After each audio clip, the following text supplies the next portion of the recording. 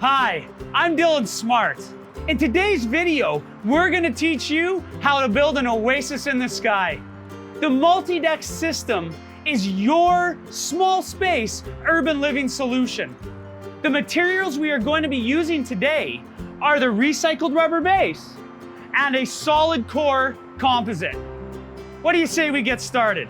As in all construction projects, remember to use the correct personal protective equipment. Protect your hands using all-purpose utility gloves.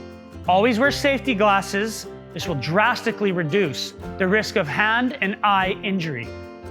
It all starts with our patented recycled rubber MultyDeck base. There are 3 channels molded into the base, designed to cradle 6-inch wooden or composite deck boards. So for this space, you have a couple different directions you can go. One is measure from the edge of your plate of your baluster back to the wall and cut all boards that measurement. In this case, we're gonna go with a more finished look. So what we wanna do is measure from the edge of the concrete to the wall, pre-cut all your boards to that length, and then we will actually be cutting around these plates for the balusters. So now that you have chosen the direction you want to go, and you've pre-cut all your boards to fit that desired measurement, it's time to do what I like to call dry fitting your space. What this means is you're gonna lay out all the rubber and insert any full-length boards so that you have a clear visual of what exactly needs to be cut. This includes the plates for the baluster or any other obstructions that you may face. What I'm going to be doing with this electrical outlet is simply manipulating the pad by using a utility knife, cutting out the square so that it fits perfectly around it. Like so. And we will continue to run our rubber bases and insert those full boards. Remember, when you put the next base down, to leave a 5.5-inch gap to accept the joiner board.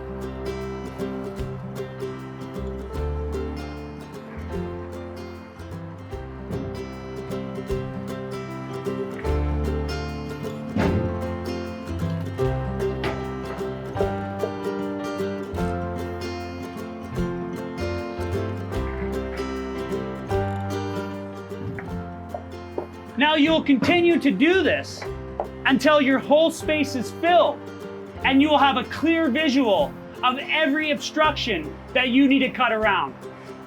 This is why we dry fit our deck. Because our space is limited, you're gonna have to infill this last piece of composite.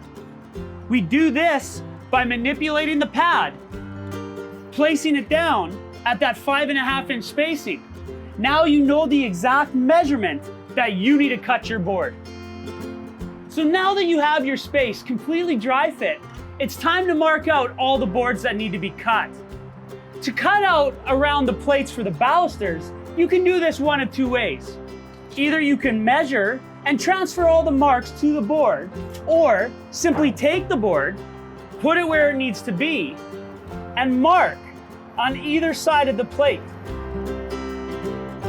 Then, take the board, once again, placing it where it needs to be, and making a mark at the end of that plate. Now, it's as simple as taking your square and marking out exactly where this board needs to be cut.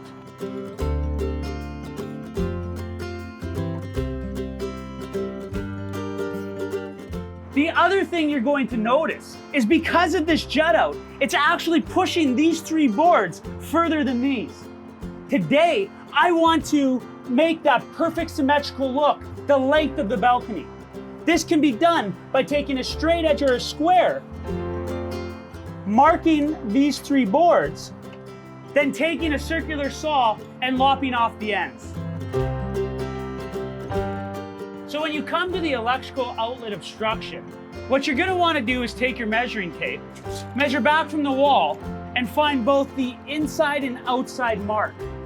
Then transfer that to the piece of the wood that you'll be cutting. The last measurement you need is actually back from the divider to the outside wall of this electrical outlet. In this case, it's 2 inches. We're going to transfer that mark as well.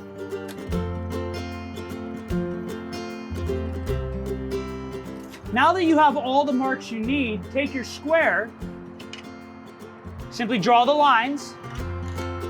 Now you're ready to cut. And as the old adage goes, always measure twice and cut once. What I do is take the wood,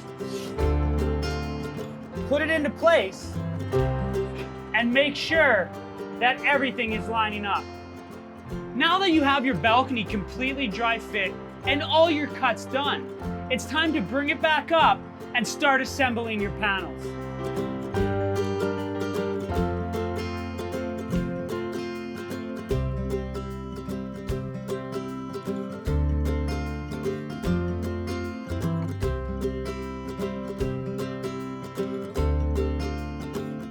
When applying your joiner boards, there's a couple optional steps. One is you can add a strip of adhesive to each one of the side supports before applying the joiner board. Another with composite is to actually pre-drill your holes before you screw them down into those rubber side supports.